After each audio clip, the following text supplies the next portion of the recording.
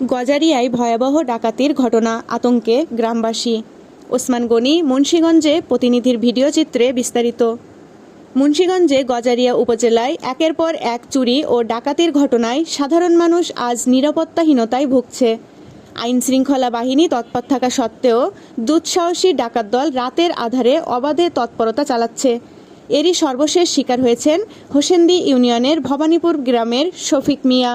গজারিয়া উপজেলার হোসেন্দি ইউনিয়নের ভবানীপুর গ্রামের আমানুল্লাহ ব্যাপারীর ছেলে শরীফ মিয়া ও সাংবাদিক সুমন খানের ভাড়াটিয়া মোহাম্মদ শফিক মিয়ার বাসায় ৮ থেকে ৯ জনের সংঘবদ্ধ ডাকাত দল হানা দেয়।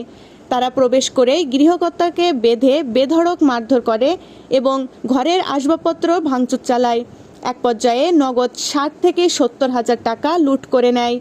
বাড়ির মালিক ও স্থানীয়রা জানান, ডাকাতরা ছিল অত্যন্ত সশস্ত্র ও আগ্রাসী। শফিক মিয়ার আত্মচিৎকারে আশেপাশের মানুষ ছুটে এলে তারা দ্রুত পালিয়ে যায়, তবে যাওয়ার আগে ঘর এলোমেলো করে ব্যাপক ক্ষয়ক্ষতি করে যায়। এ ঘটনায় পুরো এলাকায় চরম আতঙ্ক ছড়িয়ে পড়েছে। সাধারণ মানুষ বলছে, দিন দিন গজারিয়ায় চুরি ডাকাতির ঘটনা নিয়ন্ত্রণের বাইরে চলে যাচ্ছে।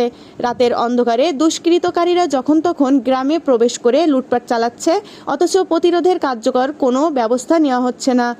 স্থানীয়দের দাবি, অবিলম্বে ডাকাতদের গ্রেপ্তার করে আইনের আওতায় আনা হোক এবং পুলিশি টহল ও নিরাপত্তা ব্যবস্থা জোরদার করা হোক।